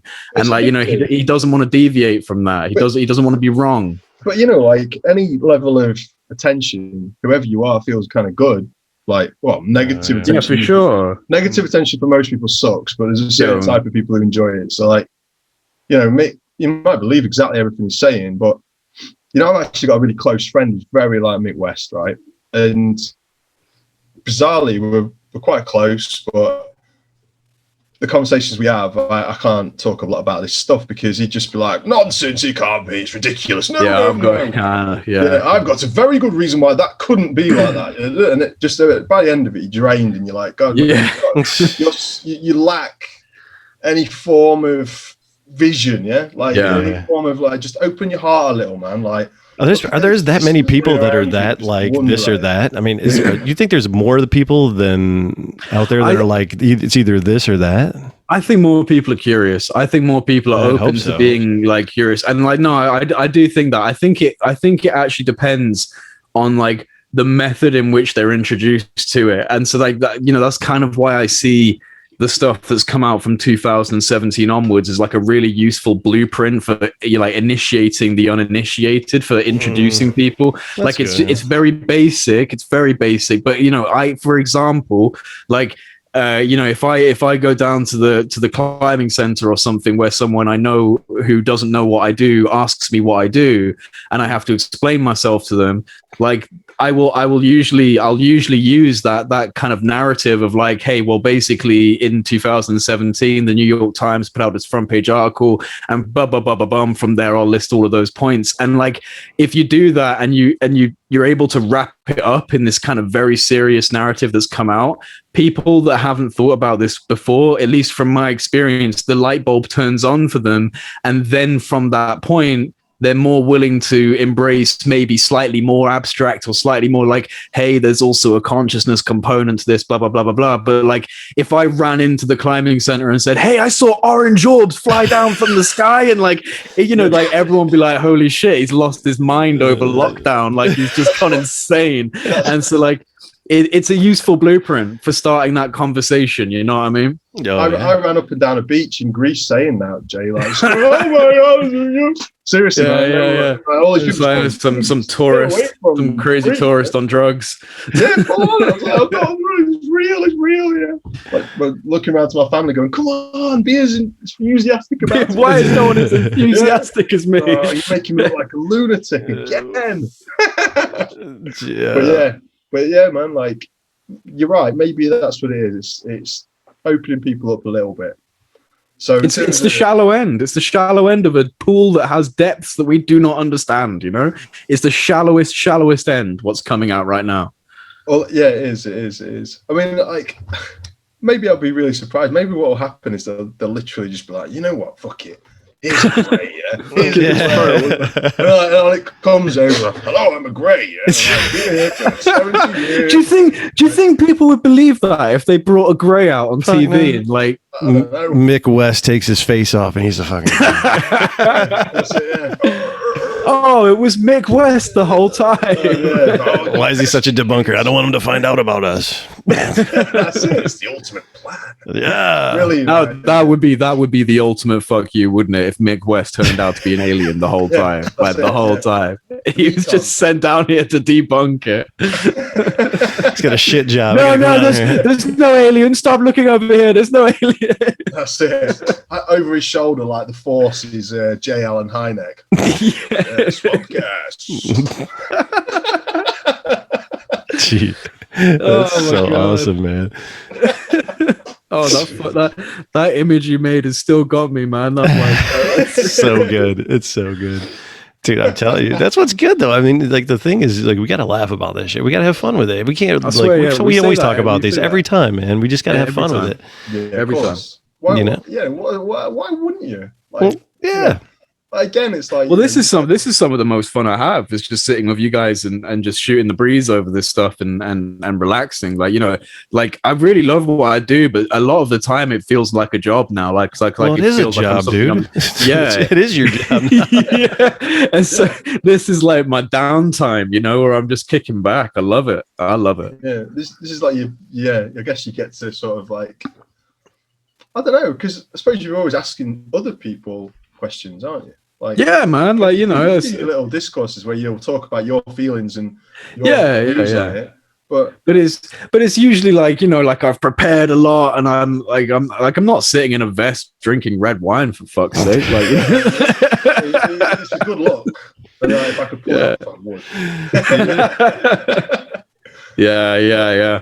No, like, dude, I just love the environment of our conversations. Like, it's just a lot more dialed back, and I just feel relaxed. Yeah, well, we're just shooting the shit, man. Like, yeah, man. I mean, like, it's just, I mean, that's the thing. Like, these conversations is just us speculating and talking about stuff we've learned or read or seen or heard. Mm-hmm. It's different if we're going to go, all right, let's sit down and I'm going to do a 2-hour interview on John about his experiences. Yeah, for sure. Or on you. It's totally different, isn't it? And it's good. And to be honest, like those kind of like big interviews where people give like really detailed stuff about their experiences, I don't think it's compatible for what happened with me anyway. So I'm way better in these sort of conversations where you can just dip in and out, you know? Yeah, your experience is definitely one of the most abstract. Like, it's definitely one of the most like nuanced in terms of how it came about. And like, you know, it's not your typical I'm outside, an object comes into the sky. Like, you had some just like. Do you want to? Would you be willing to explain it? Because I think some people probably have never heard your story before, and like, is that something you'd want to tell? Yeah, yeah. I mean, like the basics are just that I, you know, like a lot of people, saw a UFO when I was a kid, when I was a teenager, with a friend and a guy walking a dog, and that's what got me hooked on it. And then saw 2 more in 2019, and that kind of turbocharged a lot of this. Basically, it goes a lot deeper because my research took me back into like more personal areas and stuff in terms of my family, and no great mysteries, but just in terms of what they were into and their interests and where that's taken me in terms of the secret society stuff and the religion stuff, you know, like the Buddhist stuff and the Hindu stuff and the esoteric. So yeah, I mean, so for me, it took me down that route, the esoteric. It didn't take me to the X-Files. It didn't take me to the Pentagon and this and that. It took me to the esoteric world. And like, but at the same time, I still grew up watching the X-Files and although you know, I love all that element of it, which is why I'm on UFO Twitter. Well, yeah, I mean, like for you, UFOs is kind of like an expression of your previous existing interest in esoterica and like, you know, kind of like spiritualism. It's grown out of that, right? Well, yeah, and for me, like, you know, like I do read about a lot of the reason that I read into it so much is because I didn't believe my own eyes. Like I honestly didn't believe my own eyes most of these times, even though there's other people to see a lot of these things. So for me, and for some of the weirder experiences, for me, it was more about studying my way out of worrying that I was insane. You're trying to create the connection to something, right? Yeah, and go, all right, you know, I'm not prepared to live because I don't live in a diverse community. I live in a little town, you know, like I can't go out and find other like-minded mid-40s guys, maybe down to the Freemasons, actually. Like, but I'm serious. No, like, you can, like, yeah, that's about where you'd find them. Yeah, so like, but, so really, the outlet for it's quite small, you know what I mean? I don't know where I'm going with it, but yeah, it's deep, man. It's deep. Yeah. Did that help to answer anything, Jay? No, I was just enjoying listening to you talk. Don't worry. Yeah. I don't think it answered anything. Like that was a great political answer. That's a good. It would sound like you'd be running for Congress. Yeah, that's right. It's like, a man I may have known once said to me that UFOs may or may not be real, or they may or may not. Anyway. Well, I'll tell you who's kind of like stumbling statements, even though they didn't really like reveal that much. Something that echoed into our own media environment in England was Obama. You know, Obama coming out recently and talking about how at least, you know, he was like, you know, I think did he say I didn't find any alien bodies, or he was saying like I don't think that's the bit. He was like, but these Navy guys are seeing stuff. There is these objects that are unidentified. Yeah, that hit the mainstream media around here a little bit, which was good to see. Well, I mean, him saying that though is like he's just watched the same news clips that everyone else has. Oh, I know, but it's because he's Obama. Oh yeah, absolutely. People listen to Obama, yeah. But I mean, like for him, like that interview, like what people took from it depends on your level of how much you want to believe and what you want to take from it. Because all he said was, I asked if there was aliens in labs. There wasn't. Yeah.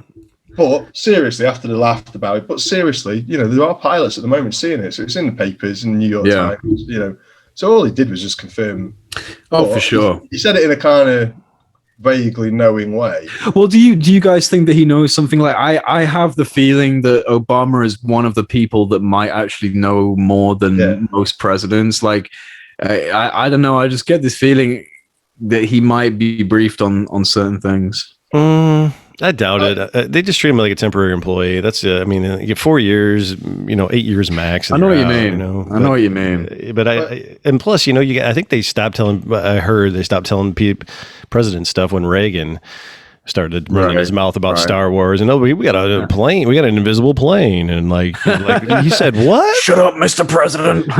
Shuffling him out of the room. Then the SR-71 comes out, and they're like, "Fuck!" He told everybody we have an invisible plane. Let's just pull one out and show everybody. You know what I mean? It's like, then they're like, and then he started. I get it. I don't know if he was going senile or just whatever, but they're like, we just can't tell people. We just can't tell these people shit anymore. Yeah. No. Which is probably great. He did the same thing with Spielberg, right? He did that whole, like, when Spielberg premiered either Close Encounters or E.T. at the White House, and like he stood up afterwards and was just like, I'd like to thank you for bringing this to the White House, and there's a lot of people in this room who know that everything on that film is completely true, and it was just like, whoa, like, what are you saying? You're going off the reservation, sir. Yeah, absolutely. But still, even if the president came out and said it, the president of America, there's a billion other countries that'd be like, yeah, right. There's sure. Yeah. But this is the thing. It's kind of like, and I'm guilty of it too. I'm involved in the hype, the big hype machine from my little room in England. Like, yeah. do you know?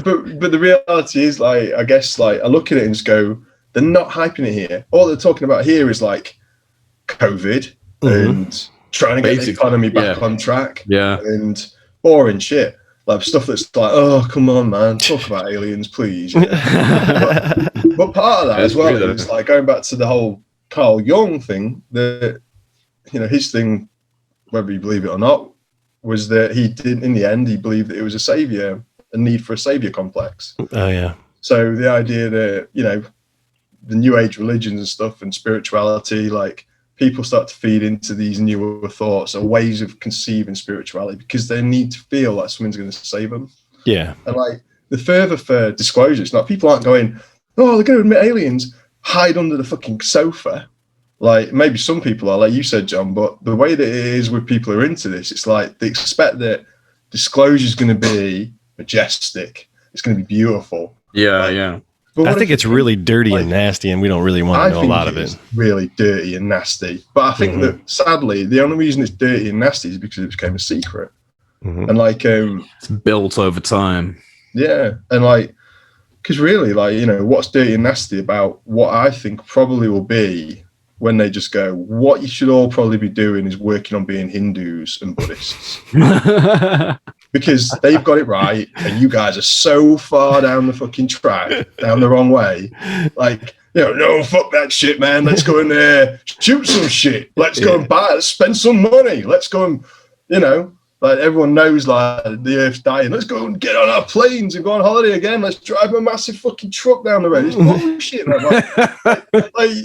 Everybody's mad. Everybody's insane. For sure, man. For sure. Like, we're all guilty of that as well. We're all guilty of, like, especially in the West, like the overconsumption, like social program. Like I find myself doing the same thing. Like, I'll be shopping or something. I'm like, do I really need this? Like, do I really need this? Or like, like, I'm more often than I used to, I'm now having these moments of like, oh man, like there's people like that, but it's difficult, isn't it? Because it's like, you shouldn't necessarily feel guilty for being born into a certain place, but then it's like, how much do you want to feed into that program, that system that ultimately is not doing what it should be? It's only serving the artificial material consumer mindset. How much should I be contributing to that? And it's a difficult thing. It's hard to balance sometimes, Just a ride, dude. It's just a fucking ride. Just a ride. Yeah. Take some acid and chill out. Like, just a ride, man. Fashion though, right? Like, talking about clothing and things, like fashion, for example, like, a lot of my job for the last however long has been producing designs that go onto cotton, like mass production, like for screen printed t-shirts. Right. So cotton production is a major polluter of the world. I'm glad I don't do it anymore. Like, I've stopped doing it now. Like, there's little things where I look at it and go, well, I actually made a lot of money out of that. I can't anymore. And this is the thing, right? Like, I'm not perfect. I'm a prick in so many ways. But you're our prick, though, now. That's what we love about you. I'm your prick, baby. I'll always be your prick. But seriously, like, there's certain things where I've had to go, I can't anymore, yeah? Because to talk about it and to think about it and know it's right, rationally, and not act on it is insanity. Yeah. That definitely that's the worst. It's like, how can you know this and not act upon it? Yeah, it's worse than being ignorant. If you like actually consciously know that you shouldn't be contributing to something, but you keep doing it, then listen, I completely agree. And something just beamed into my head is that I wonder if these people that are in the know or in the capacity to know what's going on with a lot of this shit have these same moments. For sure, man. They're just like, I can't live with my life anymore knowing that blah, right? Yeah, no doubt. No doubt. And they go mad and they kill themselves, or they become drunks, or they start chatting shit and then they get shut up, or they no, for sure. Like, that goes back to what I was saying before about I'm not envious of those people. Like, I don't envy those people that have had to kind of keep a lot of the secrets, because like, if you put yourself in the position of these guys, mainly guys, I would imagine, because it's still the patriarchal military secrecy, inner sanctum kind of bullshit, and there's a lot of male dominance in that arena still. But like, you put yourself in the position of people that are genuinely, in their mindset, very patriotic and just trying to serve their country and doing what they genuinely believe to be what's in the best interest of their country. And at the same time, they've got this massive, I would imagine, if they're a normal human being, like a big moral responsibility weighing on their shoulders of like, I am in possession of knowledge that is kind of like fundamental to humans. It's not just about military strategy, even though that's involved. And that's the reason why I have to keep quiet about this. It's because of Russia, it's because of China, it's because of all of these impending threats. But I know I shouldn't be holding on to this. This is so important for people. Like, that is not okay. Like, I would hate to be in that position. I would hate it. What about the Pope? What about what about like all these people? The Dalai Lama, secrets, right? Like what is it? Like a mystery? There's a great saying I heard the other day. And it said a mystery is only a mystery because somebody's decided to keep it secret. And like, I mean, the reality of these things is like, so when you go to secret esoteric knowledge, all this stuff, like, the only reason it's a secret is because somebody at some point went, no one else needs to know this. This is mine. This is mine. And it's a selfish act. It is a selfish act. Unless someone can prove to me otherwise and say, there's only certain people who are able to have this knowledge because the rest of you are idiots and you're going to destroy yourselves with it. Well, that's part of it too. But I mean, I think even DeLong even said in a couple of his interviews too, he's like, there's some people that do things that we couldn't imagine so that you can go to the baseball game with your kids on Saturday and you can do this. I mean, he said that a couple different interviews, and that's totally it, man. But at the same, like you said, but like, what if this gets out and people can blow everybody up, I don't know. I mean, what are they doing? I mean, like, it's sort of, I mean, when you say things like that, I think about popular culture, like shows I've seen and stuff. And, that statement makes me think of Jack Fickin, what's his name? 24, yeah? Oh, yeah. Yeah, Jack Bauer. Jack Bauer, yeah. Yeah. And I remember like the first season of 24, there's a scene in that where it was like, this is the guy who has to do the dirty things so we can sleep well at night. Yeah. And there's a scene in it where he goes along, and they don't take it as far as they could have, but he pretends that he's chopped off the head of one of the terrorists, and he goes and delivers the head to one of the dude's friends in some basement in LA or whatever. Yeah, here's the guy's fucking head. Yeah, I'm in fucking business. Jack fucking Bauer, 24. That's people doing the shit they need to do to keep, like, so people heads chopped and like torture and like. It just is. Yeah. And you get the dudes who are like monitoring and keeping us safe, and soldiers and cops and all that. But the people that are making like, there's people out there murdering and killing and lying and setting people up, and and then the argument for that is it's for the greater good, but then it just comes back to one man's terrorist is another man's freedom fighter and all those kind of things. Like it all depends on where you are positioned globally, what idea you ascribe to, what country you're patriotic. The whole thing is US centric only. I mean, yes, me and Jay are an anomaly, and the British we are, for sure. You guys got Nick Pope. Yeah.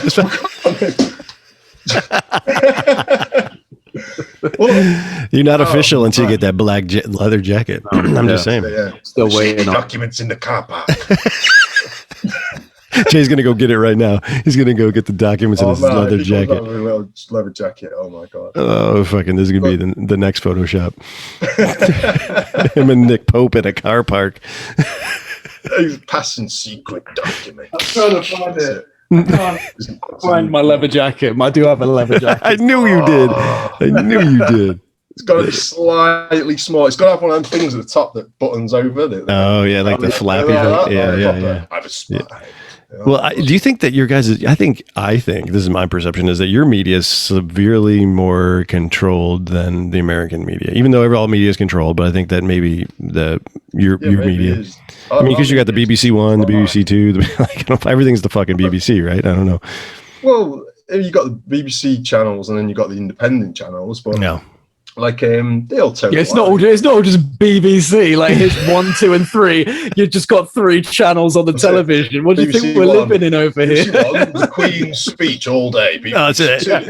Cheese and crackers. Love the Queen. Parliament is right. Love the Queen. Parliament is right. I'd ask you guys what a fucking crumpet was. I know. I'd ask you. I give an English muffin for the Americans. I'm like, is this an English muffin? You're like, it's a fucking crumpet, boy. I said that to a friend of mine. I said that to my mate. I was like, you wouldn't believe what this guy thought. He thought this was an English muffin. He was like, are you kidding me? It's a crumpet. Terrible. But yeah, man, like crumpets are really nice, John. Yeah, I like them. I love a crumpet. Amazing. I love a fucking crumpet. I'll eat one every day. A bit of crumpet, I do. Hey, governor. All right, geezer. Fish and chips, anyone? Sorry, I'm just trying to appeal to the stereotype. No, that's cool. I can do more cowboy stuff, I think, if you need. One sec. Yeah, I'm finding this jacket. He's taking his clothes off. Let's find his little jacket.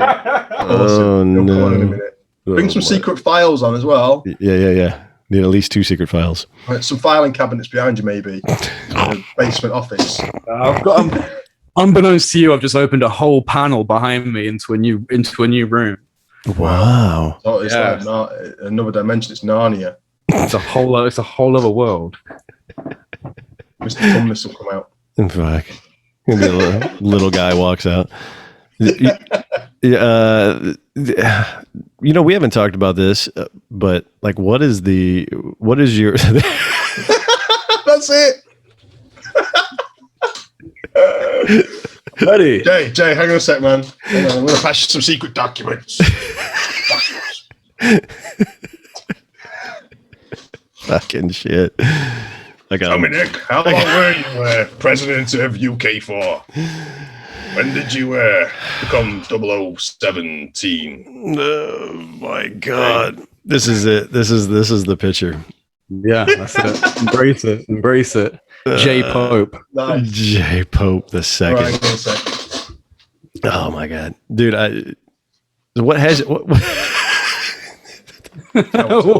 We've divulged now into what is that an actual Twizzly helicopter hat? That's amazing.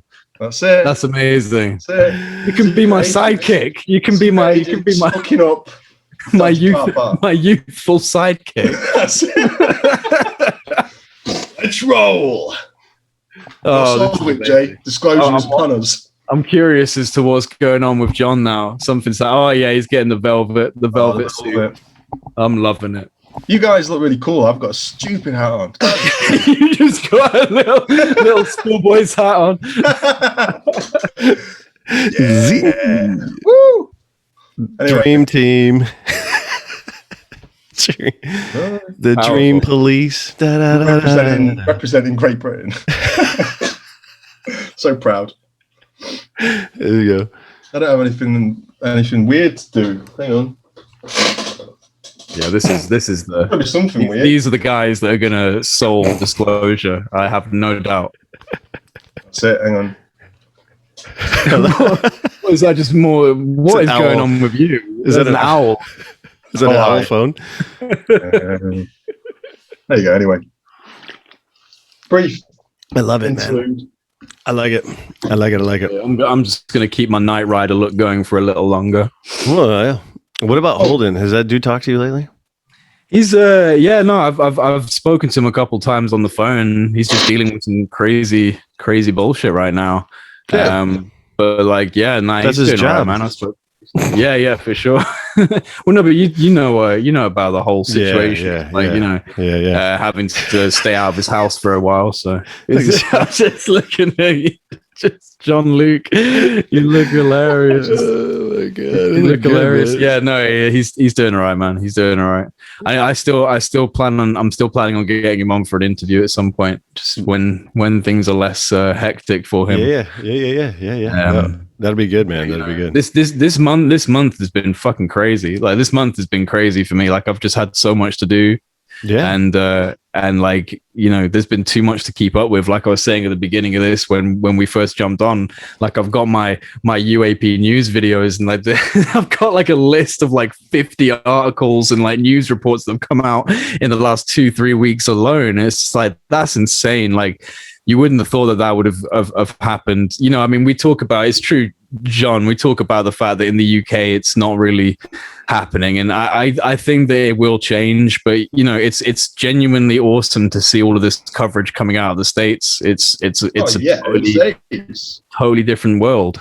Well, your guy from Australia too is going to drop that thing, right? yeah, you guys saw that. So like, Ross Coulter, that's exciting. You know, like Ross is awesome. I'm so lucky I got connected to Ross early on, and you know, he's a dark horse. Like, he's in the background doing this stuff. He's not talking about it on Twitter until he recently announced the documentary, which is going to be premiering on Sunday, this coming Sunday. I don't know when it's going to go internationally, but I'm sure it will. Mm-hmm. But yeah, you know, he's been working in the background. He's been traveling. He basically got written a blank check by the production company, just kind of like, here, just go out. Like, we don't care how much money this costs. We're going to fly you out to wherever you need to go. You're going to go. Shit. You know, he went to Christopher Mellon's house. He met people all over America. He met people all over Australia.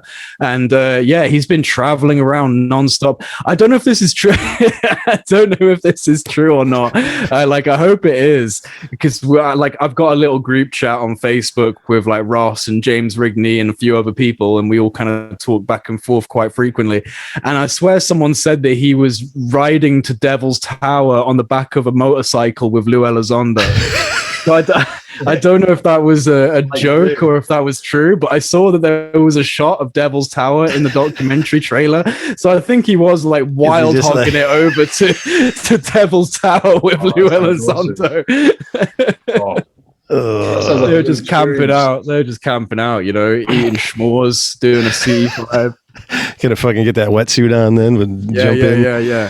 Yeah. But no, it's really cool what he's doing. Like, I'm really excited to see this documentary. And it's not the end of what he's doing. He's doing a lot of work, you know, continuing on from that. And he's got the book that he's put out. I've completely forgotten the title of it, so I'm gonna now look it up immediately. That's all good. It's all good. I got a bolt in a couple minutes too. I hate to go, but I gotta pick up the Grail. Dude. I gotta pick up the Grail. In plain sight, for anyone interested. It's called In Plain Sight. It's coming out in August. But yeah, no, don't worry, dude. We've been going for almost 2 hours now. Jean-Luc, I got a lot of people going, why did you guys end your last talk so fast? Jean-Luc brought up the Grail, and you're like, I gotta go, and then you end the video. Yeah, suspicious. I was like, you didn't want to hear the boring other part of that shit. It was like, I gotta, yeah. Pick up my daughter. Yeah, I gotta go pick up my kid. Wait, mate, my kid's first in. Like, this is the thing. I couldn't do what Jay does and be all serious, because it'd just be a disaster. Yeah? My dog would come in and be sick or something. Well, my neighbor's dog is a nightmare. My neighbor's dog is an absolute nightmare. Like, I literally do most of my interviews at like 9, 10, 11 o'clock onwards, because like, I've got the yappiest dog next to me. It's just like all day, every day. So yeah, I've got like a little window late at night where I interview people. Other than that, and I live literally next door to a primary school. It's like, so like at certain intervals in the day, it's just like a horde of children run out and start screaming. So it's I have very small windows of opportunity for my interviews. I mean, it wouldn't be possible. I'd be far too worried. I'd be interviewing someone important, and I probably would be very important if I was doing my show. The Pope. Be interviewing the Pope. and then my wife would come in and be like, you haven't done the washing. The kids need feeding. Yeah, what the fuck's doing? Mow the grass. That's it. It's real life right here. Yeah. UFOlogy is definitely a single man's game. Sat in my little dark. At least I can just be a loner. I can just do this without disturbance. I've had so many times where my wife is like, "Don't be fucking getting the whole family abducted. Whatever you're doing, don't fucking don't bring your shit into our shit." Yeah. She's like, just don't fucking. I don't want to wake up on a ship, but because your ass opens a portal. Yeah. Appreciate it, John. It's not fair. It's not fair. If any portals open up around you, it's all going to be eyes on you, John. There's no one else to blame. It's just good. You're the portal guy. Fuck. Yeah. I don't even know how. How'd you do it? I don't know. Fucking know. Oh, guys. Say some kind of like incantations and we just said Crowley 3 times. Like Beetlejuice. Yeah. You just say it 3 times. Portal opens up. We actually did like a meditation with some type of binaural beats. Like, I don't know what I can't remember the frequency was, whatever, but we did that for like 25 minutes. And then we just kind of sat there quiet for like another 20 minutes. And then we kind of all opened our eyes and it was like, oh, look at that big hole. Look at that. We burnt a hole in the sky. And the weird part was everybody was like real pumped up the night before, but then everybody was like, oh, okay. Everybody just went to bed. Like, so everybody was kind of like, okay. And just everybody a bit phased out. Yeah. They were just kind of like, okay. Yeah. Which was, I mean, whatever. They were Rosicrucians. Yeah. Yep. So interesting, isn't it, when the ufology stuff starts to tap in, because it's like, I wonder, you were saying earlier that some of those guys had never seen anything like that before, and right. So I wonder what their take on it is like. Well, I never shut up about it. So they're like, oh yeah, because it's the same thing, I mean, they put up with me because they're like, oh yeah, John, UFOs. They're like, and then like, it's funny. Well, they'll send me stuff that's like 3 weeks old. And I'm like, did you see this thing? I'm like, I saw 30 seconds after it came out, dude. yeah. Thanks for thinking about me. I get the same thing happening. It's hilarious. It's like, at least they're thinking about it. They're thinking. It's great. It's great. Yeah. But I mean, like, because I'm guessing, like, because if you're a Rosicrucian, I'm guessing that idea, like the fact that you went out to the countryside and meditated with a group of guys and stuff, and like you are operating on a deeper level of what you're trying to find. Yeah, it's funny that ufology probably would tie into that if there wasn't a stigma attached to it. Yeah, for sure. You know what I'm saying? Yeah. Oh, for sure. Yeah. Everybody, they were all really cool. I mean, we're all really cool with everybody, and everything. And they were just like, yeah, let's do it. And when I brought it up, I talked to everybody like, hey, dude, this is what I want to do. Do you guys want? Or everybody's like, yeah, we're down. Let's do it. Nobody was like, no, you were an idiot. And everybody's like, no, that's cool. It's cool. So, yeah, it's pretty awesome. That's good, man. Yeah, it's super cool. Yeah. Anyway, hey, I love you guys. It's been great, guys. Great once again. I love you guys a lot. Yeah, I appreciate you, dude. I love you. Until next time, which will be pretty soon, I'm sure, because there's so much to discuss and talk about. We got to do one of our little trips, dude. Yeah, you guys need to do that for sure.